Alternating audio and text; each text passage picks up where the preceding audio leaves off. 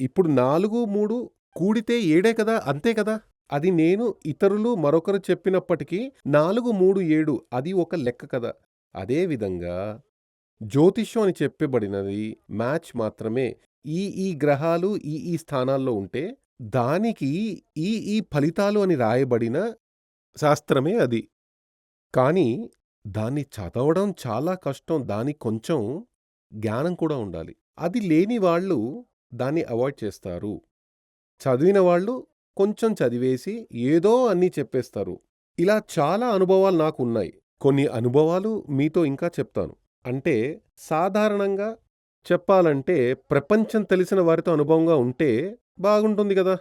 ఊరికే ఎవరో వచ్చారు, వాళ్ళు అనుభవం చెప్పడం చేస్తే అది నిజమో, అబద్ధమో అని మీకు అనుమానం వస్తుంది. అలా రాకుండా ఉండడం కోసమే ఇలాంటి అనుభవాలు చెబుతున్నాను. కాబట్టి ఇదే విధంగా శాస్త్రీయంగా